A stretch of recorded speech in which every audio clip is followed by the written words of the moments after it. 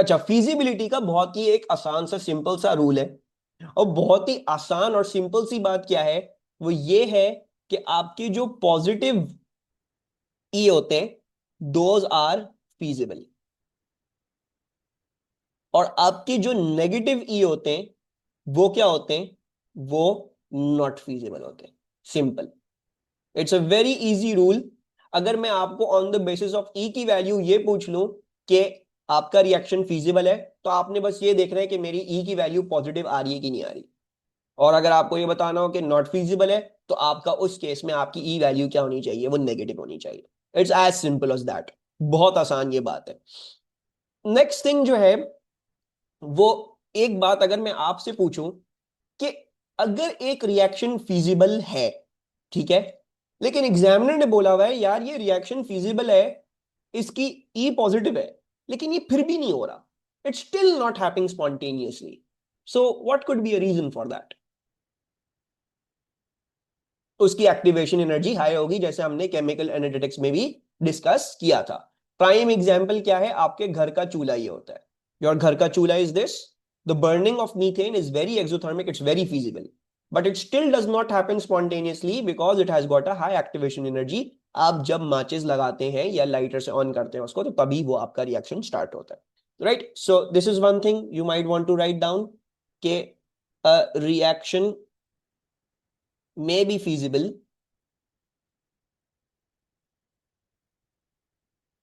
but may not occur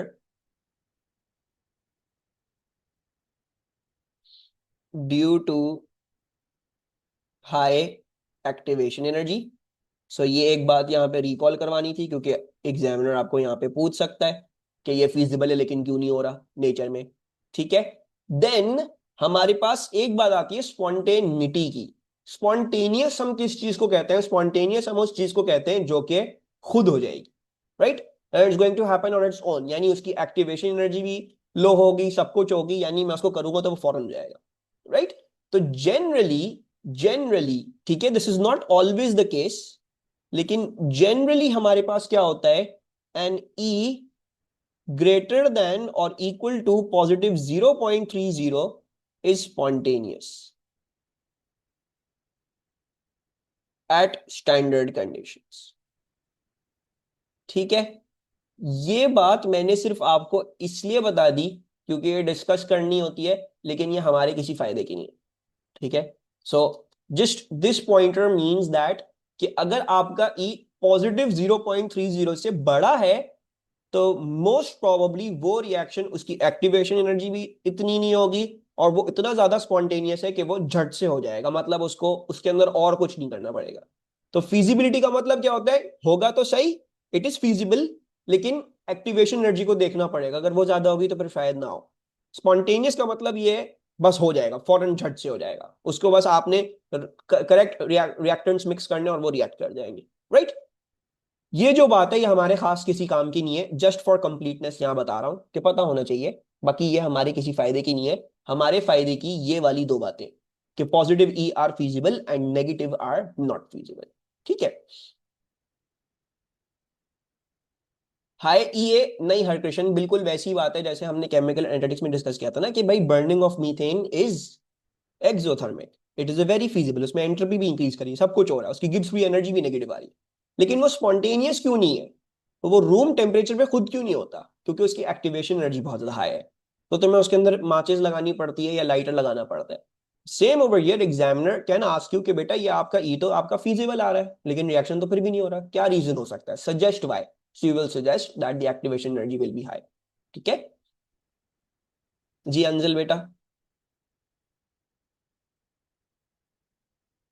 next thing ये है कि हमारे पास जो हमारी गिब्स फ्री एनर्जी थी, जो कि हमने केमिकल एनर्जेटिक्स में पढ़ी थी, ठीक है, क्या थी, delta H minus T delta S. So we have a Gibbs free energy formula in terms of E cell as well, और वो फॉर्मूला क्या है, वो फॉर्मूला है ये, delta G standard equals to minus N E standard cell F, या फिर it can also be, अच्छा बाय द वे इन सबके बीच में मल्टीप्लीकेशन है, ठीक है, या फिर आप इसको ऐसे भी लिख सकते हो के, और you can also write it as minus Z. अच्छा, मेरा जेड जो है ना वो ऐसा होता है, I draw Z like this, तो ये 3 नहीं है, ये जेड है। ठीक है, आपको अपने सर का जेड पता होना चाहिए वरना आप कंफ्यूज हो जाएंगे। तो मैंने आपको बता दी यहाँ पे, मैं जेड जो हूँ ऐसे ही बनाता हूँ 3 की शक्ल वाला। So don't get confused, that is a Z. Out of topic but I tried एडी के फिट्स करेक्ट, देख लेंगे मंजल उसको, अभी टेंशन नहीं लो, तुमने मोस्ट प्रॉब्ली सही ही किया होगा। ठीक है, मैं जो हूँ वो थोड़ा आसान करके एक्सप्लेन करना चाह रहा था, लेकिन वो क्वेश्चन ही बड़ा मनहूस है, वो आसान तरीके से एक्सप्लेन ही नहीं हो सकता। तो मुझे जबरदस्ती जो है ना वो तुम लोगों को परेशान करके वो मुश्किल वाला ही करके पूरी पूरी चीजें करके दिखानी पड़ेगी। सो विल सी दैट, लेकिन हम वो फिर कल देख लेंगे। ठीक है। सो कहीं कहीं आप डेल्टा जी का formula minus N E F भी देखेंगे, और कहीं कहीं आप डेल्टा जी का formula minus Z E F भी देखेंगे। इन दोनों का मतलब यही होता है, both of them are the same thing. ठीक है, नीचे क्या कर दिए मैंने, इनके मीनिंग्स भी लिख दिए। डेल्टा जी क्या है, ये वही है, Gibbs free energy. E cell क्या है, वही है जो आप कैलकुलेट करते हुए आ रहे हो इतनी देर से, राइट। एन या जेड, कहीं कहीं एन भी बोलते हैं इसको, कहीं कहीं जेड भी बोलते हैं। ये एन या Z are the number of electrons transferred in the reaction. क्या मतलब हुआ इस बात का सर, यहां पे इस रिएक्शन में जेड क्या है, 6 है, या एन क्या है, 6 है, क्योंकि यहां पे 6 इलेक्ट्रॉन ट्रांसफर हो रहे हैं। सो that is the value of your Z या एन। ठीक है, और एफ क्या है, F is a new constant, जैसे आपने पीवी इक्वल्स टू एनआरटी में आर पढ़ा था 8.31। एवोगाड्रोस कांस्टेंट आपको पता है 6.02 इंटू 10 पावर 23। वैसे ही हमारे पास एक एफ कांस्टेंट है, Faraday's constant, and Faraday's constant is 9.65 into 10 power 4 coulomb per mole. ठीक है, ये आपको एट द वेरी एंड आपके जहां पे कॉन्स्टेंट्स लिखे हुए होते हैं वहां पे ये लिखा हुआ होता है, तो अगर आप इसकी वैल्यू भूल जाए तो आप वहां से देख सकते हैं। वैसे हम जब क्वेश्चन करेंगे, कैलकुलेशन करेंगे, तो ये दिमाग में आपके इवेंचुअली बैठ ही जाएगा। अच्छा, electrons transferred is after the balancing. ठीक है, इलेक्ट्रॉन्स जो ट्रांसफर होंगे वो आफ्टर द बैलेंसिंग होंगे तुम्हारे उसके।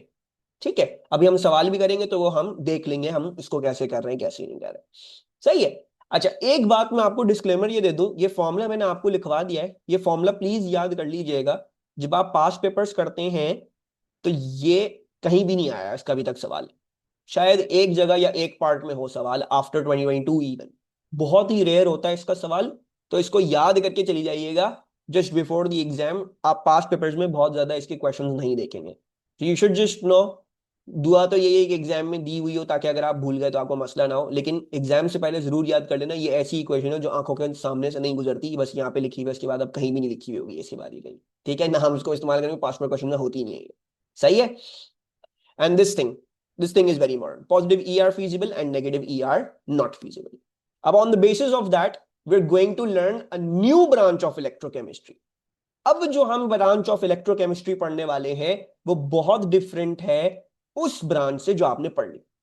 इससे पहले, आज की डिस्कशन से पहले हम क्या पढ़ रहे थे, हम ये पढ़ रहे थे दो हाफ सेल को मिलाएंगे तो ई सेल क्या होगा, राइट।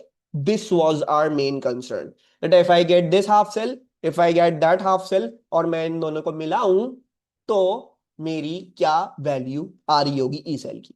और मैंने आपको उसका रूल बताया, उसका रूल बहुत ही आसान है, जो ज्यादा नेगेटिव है उसको रिवर्स कर दे। लेकिन अब जो हम पढ़ रहे हैं वो हम फिजिबिलिटी पढ़ रहे हैं, और ये इलेक्ट्रोकेमिस्ट्री की एक बहुत बड़ी एप्लीकेशन है कि by just using the values you can tell if a reaction is feasible और नॉट, एंड वो रिएक्शन सेल में हो रहा है या नहीं हो रहा उससे कोई फर्क नहीं पड़ता। सो these questions are not going to be questions of half cells. These are going to be, examiner पूछेगा बेटा ये इक्वेशन हो सकती है कि नहीं हो सकती। जैसे अगर आप ये पार्ट ए देख लें, पार्ट ए में सवाल क्या है, पार्ट ए में सवाल ये है कि बेटा जैसे मैंने इक्वेशन लिखी दी हुई है, क्या ऐसी इक्वेशन नेचर में हो सकती है कि नहीं हो सकती, सवाल ये है। इनका कोई हाफ सेल नहीं है, there is no tubs, there is no electrodes, there is no nothing. The examiner is saying use E cell values to state if this reaction can happen or not happen. तो अब हम इसमें half cell नहीं बना रहे और इसकी working half cell वाली चीज से डिफरेंट होने वाली है। ठीक है, पहले ये पढ़ लें क्या लिखा हुआ है। A feasibility question is very different from working out E cell. You are restricted by the examiner to perform the reaction in a specific way, so you cannot just reverse the more negative E. You have to perform reversal that satisfies the examiner's given condition, the given reaction. यानी अब आपके पास choice नहीं होगी, अब आप ये नहीं देखेंगे कि मैं नेगेटिव वाले को रिवर्स मार दूंगा, अब आपको उसको रिवर्स मारना होगा जिसको रिवर्स एग्जामिनर ने करने का बोला हुआ है। और ये कैसे पता लगेगा किसको रिवर्स करने का बोला हुआ है, वो अब हम कुछ क्वेश्चंस देखेंगे और इसको समझेंगे, right. So now first thing मैं दोबारा से बता रहा हूं, इसमें कोई हाफ सेल नहीं है। ये बोला हुआ है बेटा ये इक्वेशन होगी कि नहीं होगी, ये रिएक्शन होगा कि नहीं होगा, अगर मैं इसको करूंगा तो होगा कि नहीं होगा। और अब हम इलेक्ट्रोकेमिस्ट्री की एक एप्लीकेशन पढ़ने जा रहे हैं कि हाफ सेल ना भी हो, कुछ भी ना हो, एक इक्वेशन को कैसे प्रूव करूंगा कि वो होगी कि नहीं होगी। So that is what we are going to do, ठीक है। So we have been given the equation calcium nitrate plus copper is becoming copper nitrate plus calcium. देखने से तो बड़ी प्यारी इक्वेशन लिख रही है, आप कहेंगे यार तो होनी चाहिए, लेकिन इलेक्ट्रोकेमिस्ट्री बोलती है कि नहीं होगी। क्यों नहीं होगी, अब उसको देखते हैं। सबसे पहले मैं क्या करूंगा, मैं इसमें से अपने स्पेक्टेटर आयंस उड़ा दूंगा, ठीक है। स्पेक्टेटर आयंस कैसे उड़ाते हैं हम, बाय क्या करते थे हम आयोनिक इक्वेशन लिखेंगे और जो आयन स्पेक्टेटर आ रहा होगा उसको उड़ा देंगे। So how do you right the ionic equation, आपने अपने आप से सवाल पूछना है हर चीज के रिगार्डिंग कि क्या वो चीज पानी में डिसॉल्व करेगी या फिर नहीं, या हर चीज को आप अपनी जो है वो आयनिक फॉर्म में एक्सप्रेस कर देंगे। सो कैल्शियम नाइट्रेट, इसके आयंस क्या होंगे, इसके आयंस होंगे Ca2+, और नाइट्रेट कितने होंगे, नाइट्रेट होंगे मेरे पास 2NO3-, ठीक है। Ca2+ + 2NO3-। कॉपर सॉलिड है ये, ठीक है, ये सॉलिड होगा ऑब्वियसली, लिखने की जरूरत नहीं, हम सबको पता है ये। सो इसको मैं एज इट इज लिख लूंगा, ये इसका कोई आयन नहीं है। फिर कॉपर नाइट्रेट, इसको भी खोल लेते हैं, इसको भी इसके आयंस में लिख देंगे Copper2+ और N2NO3-। और ये कैल्शियम, इसको कैल्शियम लिख लिया।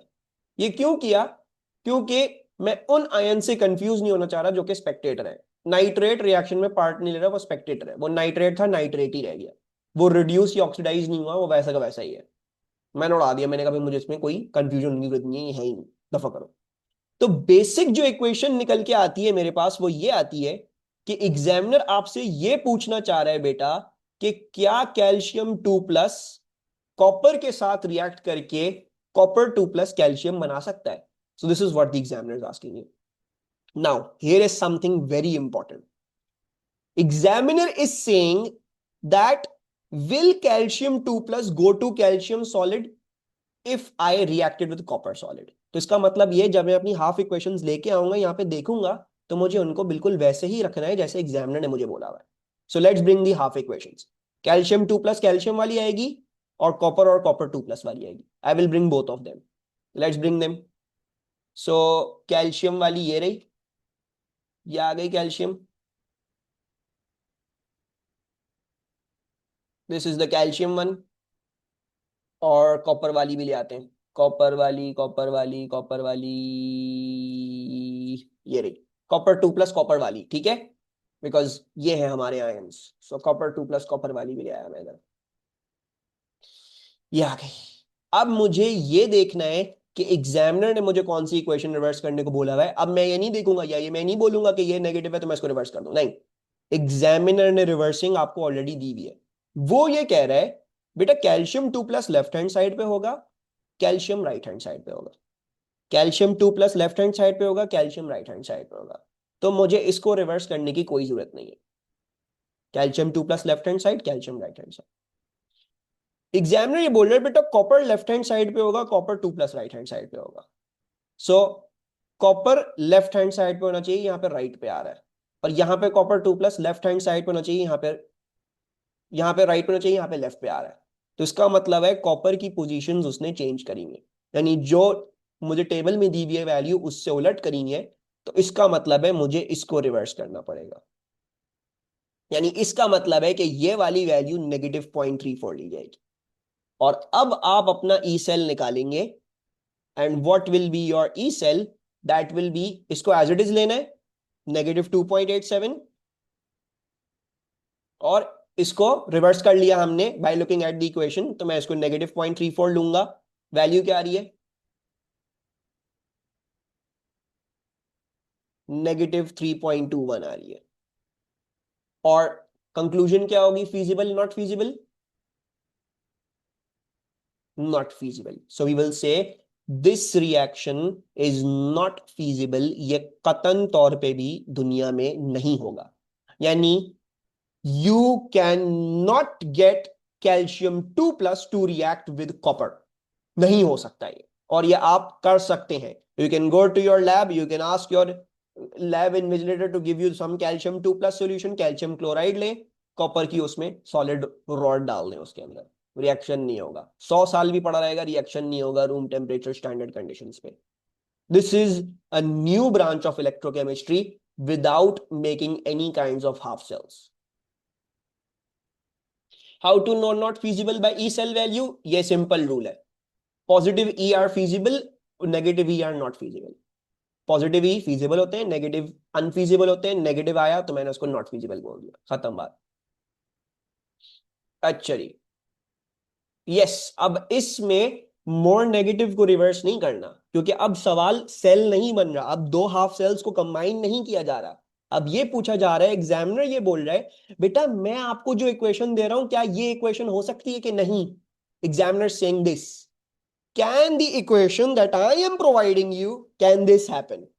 अब वो सही इक्वेशन भी दे सकता है और वो गलत इक्वेशन भी दे सकता है। तो आपने रिवर्स उस बेसिस पे करना है जिस बेसिस पे इक्वेशन में आ रही है चीजें। Now we are not going to reverse अपनी मर्जी से। जब सेल बना रहे हो, जब दो हाफ सेल्स को कंबाइन कर रहे हो, तब नेगेटिव वाले को रिवर्स कर दो। लेकिन इस क्वेश्चन में नेगेटिव वाले को रिवर्स नहीं कर सकते। इसमें देखना है एग्जामिनर ने क्या रिवर्स किया हुआ है, क्या उस डायरेक्शन में लिया हुआ है, उसके हिसाब से रिवर्स करना है। ठीक है, अभी एक और एग्जाम्पल करते हैं, इसको दोबारा क्लियर कर दें। ठीक है, अगर एक दफा दिमाग में बात नहीं गई तो दूसरी दफा जाएगी, दूसरी दफा नहीं गई तीसरी दफा जाएगी। FeSO4 plus copper equals to CuSO4 plus Fe, right? I hope यहां पे क्लियरली नजर आ रहा हो कि सल्फेट के आयंस क्या हैं, स्पेक्टेटर हैं। SO4 2- इधर भी है, SO4 2- इधर भी है। तो मैं डायरेक्ट कैंसिल आउट कर रहा हूं, मैं अब आयनिक इक्वेशन लिख के कैंसिल आउट नहीं, मैं डायरेक्ट इसकी आयनिक इक्वेशन लिख रहा हूं। ये क्या होगी? ये होगी Fe2 plus plus copper reacting to form copper 2+ plus Fe। इसमें कोई कंफ्यूजन? मैंने सल्फेट डायरेक्ट उड़ा दिए और आयंस में लिख लिया, Fe2+ लिख दिया, कॉपर लिख दिया, कॉपर 2+ लिख दिया, Fe लिख दिया। सही है। अब मैंने क्या करना है, अपने टेबल में जाना है। मुझे Fe2+ Fe वाली चाहिए और कॉपर 2+ वाली चाहिए। Let's bring them in. ठीक है, कॉपर 2+ कॉपर वाली तो ये आ गई, दिस वन।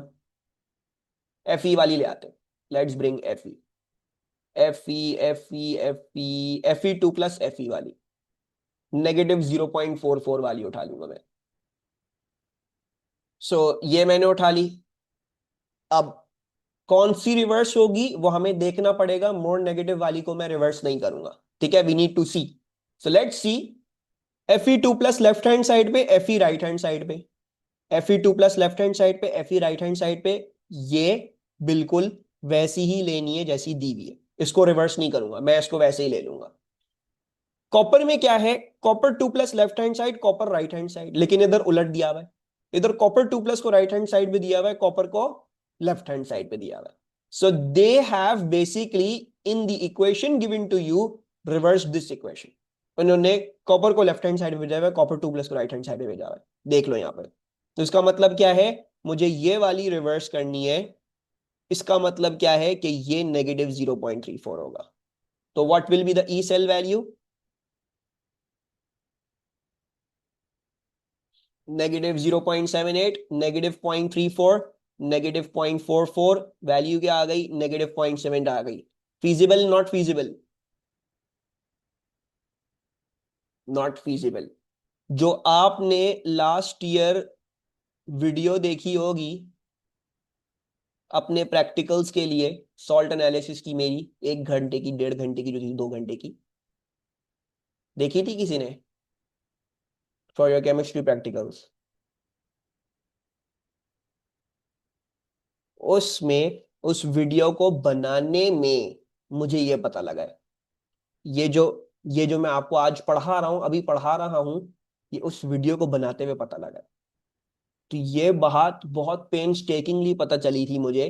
मैं सल्फ्यूरिक एसिड में कॉपर डाल रहा था, सल्फ्यूरिक एसिड की 18 मोल पर डीएम क्यूब कॉन्सेंट्रेशन, 18 मोल पर डीएम क्यूब भी होता है, आपके हाथ पे पड़ेगा, आपका हाथ जल गया। 18 मोल पर डीएम क्यूब में कॉपर डाल रहा था, 18 मोल पर डीएम क्यूब में रिएक्शन नहीं हो रहा था। मेरा दिमाग शॉर्ट हो गया, मैं कह रहा हूं भाई रिएक्शन क्यों नहीं हो रहा? I am putting the most probable kind of reaction, acid plus metal equals to salt plus hydrogen gas. ये हम बचपन से पढ़ते हुए आ रहे हैं, ठीक है। फिर मैंने और चीजें ट्राई करी, मैंने सल्फ्यूरिक एसिड के अंदर आई रिमेंबर एल्यूमिनियम डाला था, वो भी रिएक्ट नहीं करा था। 18 मोल per dm cube and aluminium shaved powder form, वो भी रिएक्ट नहीं करा था। दिमाग शॉर्ट हो गया था मेरा। And then I came across all of this. फिर मुझे समझ में आया, ओ शिट, ये होती है असल chemistry. And then I created जो सॉल्ट्स थी, जो आपने देखा होगा सर ने वो वाली सॉल्ट्स क्यों बनाई है, सर ने AlCl3 क्यों बनाई, सर ने ये वाली क्यों बनाई, क्योंकि उनकी फिजिबिलिटी निकालनी पड़ी। ठीक है, एल्यूमिनियम का हाइड्रोक्लोरिक एसिड के साथ ऐसा रिएक्शन है कि उसमें ग्रे स्मोक निकलती है। It's a very violent reaction, बहुत डरावना रिएक्शन है। ठीक है, कॉपर को रिएक्ट करना है, वो HCl के साथ ज्यादा जल्दी रिएक्ट करता है then H2SO4, and that is something that is counter intuitive. आप बोलेंगे सल्फ्यूरिक एसिड डाइप्रोटिक एसिड है, HCl मोनोप्रोटिक एसिड है। सल्फ्यूरिक एसिड को स्ट्रॉन्गर एसिड होना चाहिए then hydrochloric acid. H2SO4 should be stronger than HCl, but that's not the case. And that explanation comes to electrochemistry. कि chloride का जो equilibrium है वो और कॉपर का इक्विलिब्रियम मिलके वो एक फिजिबल रिएक्शन बन रहा है, और सल्फेट और जो है वो कॉपर का इक्विलिब्रियम मिलके वो एक फिजिबल रिएक्शन नहीं बन रहा। ठीक है, and if you want you can go and search, आप सर्च कर सकते हैं कि why is H2SO4 a very bad acid. Actually H2SO4 actually में बहुत गंदा एसिड है। जब आप इसको रिएक्ट करने जाते हो ना, तो एक आपको सवाल याद होगा हमने किया था, कार्बोक्सिलिक एसिड को हम कर रहे थे, di carboxylic acid, you remember, COOH, COOH हमने किया था इक्विलिब्रियम में, जब हम क्लोरीन सब्स्टिट्यूट कार्बोक्सिलिक एसिड की बात कर रहे थे। तो उसमें क्या हो रहा था, उसमें ये हो रहा था कि जब एक साइड वाला अपना लूज कर लेता था, तो अब एक नेगेटिव स्पीशी में से H प्लस निकालना मुश्किल हो रहा था।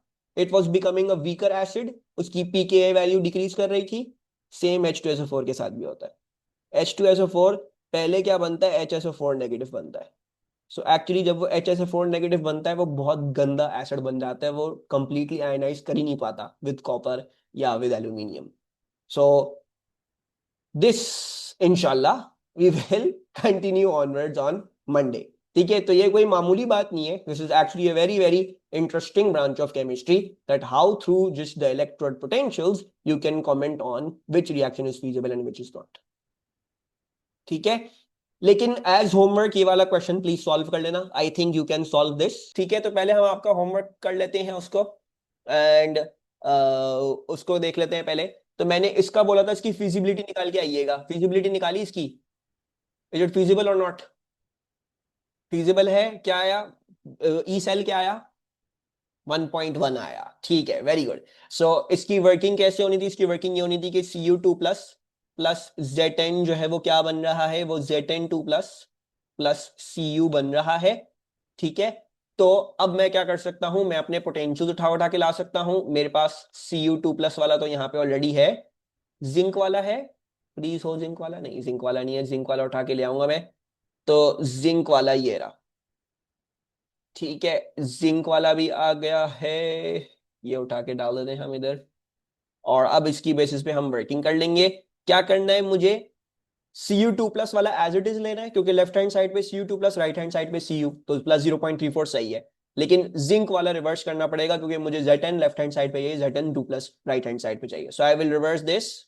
जब मैं इसको रिवर्स करूंगा तो मेरी वैल्यू क्या हो जाएगी, पॉजिटिव 0.34, पॉजिटिव 0.76, तो ये मेरे पास हो जाएगी 1.10, which is feasible.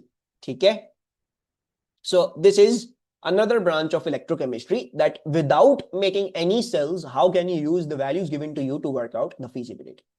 Now let's do some past paper questions. Actually, an electrochemical cell consisting of a half cell containing V3 plus and V2 plus aqueous ions and another half cell containing VO2 plus and VO2 plus ions. Use data from data booklet to calculate the value for each cell. अच्छा, एक हमने क्या करना है V3 plus V2 plus और एक करना है VO2 plus VO2 plus. ठीक है, तो पहले तो हम देख लेते हैं कौन कौन सी इक्वेशन आ जाएंगी. वनेडियम की V3 plus V2 plus वाली मोस्ट प्रॉब्ली है दिस वन.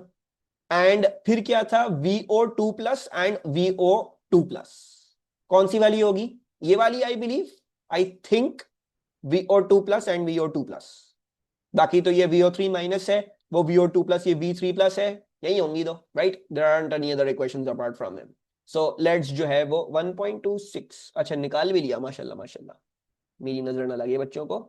तो यस, बिल्कुल सही है, जो निकाला है वही आंसर है. सो ये उठा लेते हैं -0.26 और जो है वो दूसरा वाला उठा लेते हैं. दूसरा वाला क्या था? क्या था? ये वाला था. Let's pick this up.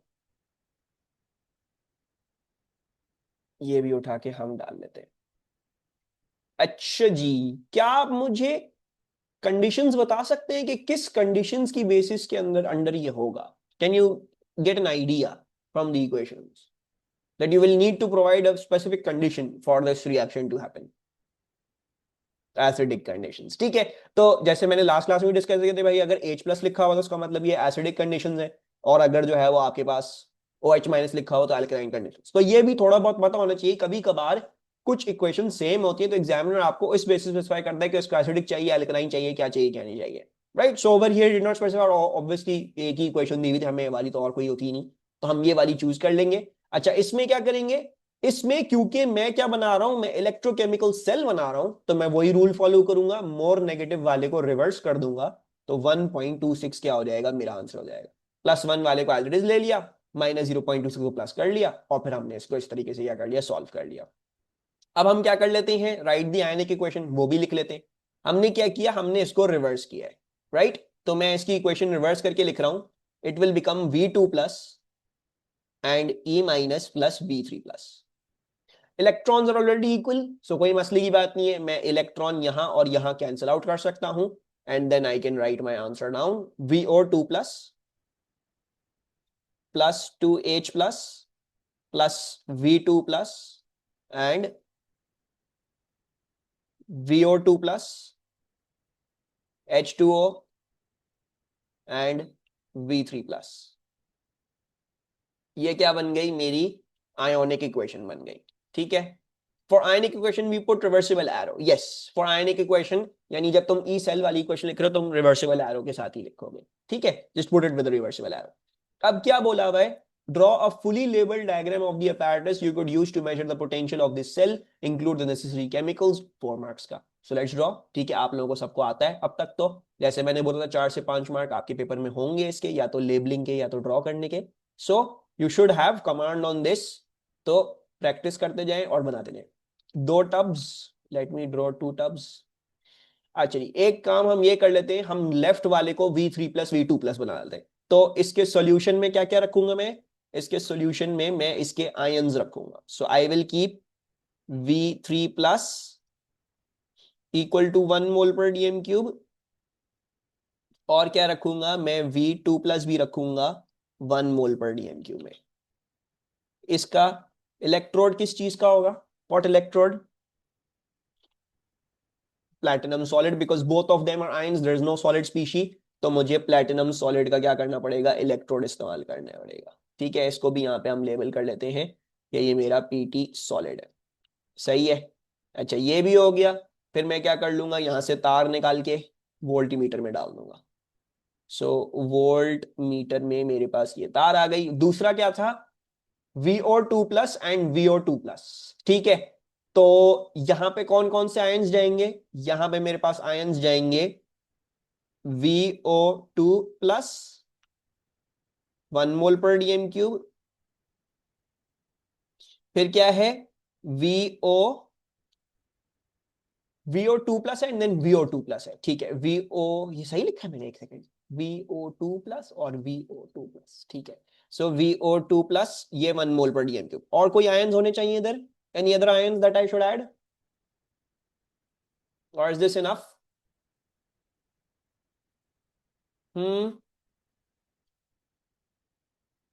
we need to put H plus as well. जितने भी आयंस आपकी आयनिक इक्वेशन में आ रहे हैं वो तमाम आयंस यहां पे होने चाहिए, ठीक है। So even if it is not mention that you have H plus, लेकिन आपने डेटा बुकलेट से इक्वेशन दिखाई, आपने देखा है उसमें H प्लस आ रहा है या उसमें OH माइनस आ रहा है, वो आपको जबरदस्ती वहां पे डालने पड़ेंगे। So I need to put these H plus as well, मुझे यहाँ पे H प्लस भी क्या करने पड़ेंगे, 1 मोल पर DMQ में क्या करने पड़ेंगे, डालने पड़ेंगे। इलेक्ट्रोड किस चीज का होगा, प्लैटिनम का होगा, क्योंकि तमाम आयन है। So let's put a platinum electrode over here, ठीक है जी, ये आ गया प्लैटिनम इलेक्ट्रोड मेरा, PT सॉलिड, एंड देन मुझे जो है वो इधर से इधर क्या कर देना है, इसको कनेक्ट कर देना है। So this is my complete diagram. Anything missing? Salt bridge, very good. So I will draw my salt bridge like this. So ये आ गया। और कोई चीज जो रह गई हो? SB सॉल्ट ब्रिज, ठीक है। Gas tube for H plus needed, नहीं, H प्लस आयन है, ठीक है, हाइड्रोजन गैस नहीं है इसके अंदर। अगर यहाँ पे हाइड्रोजन गैस होती तो फिर उसके लिए गैस चेंबर चाहिए, यहाँ पे सिर्फ H प्लस है। So you just put for the H plus, nothing else, ठीक है। और टेम्परेचर आप मेंशन कर सकते हैं यहाँ पे कि मेरा टेम्परेचर जो है वो 298 केल्विन है, नथिंग एल्स। इलेक्ट्रॉन्स जब तक वो ना बोले तो वो आपको मार्क करने की जरूरत नहीं है, ठीक है। If the electrons are asked then you mark, if not then not. Plus minus of electron भी मार्क करने की जरूरत नहीं है, उसके सेपरेट मार्क्स होंगे, अगर वो बोलेगा तो आप करें वरना नहीं करें। सॉल्ट्स भी तो लिखेंगे, कौन सी सॉल्ट्स लिखोगे बेटा? With salts you don't need right any salts, लिख दिया हमने कॉन्सेंट्रेशन, ठीक है, जैसे पहली क्लास में करते हुए चल रहे हैं वैसे ही करना है हमने।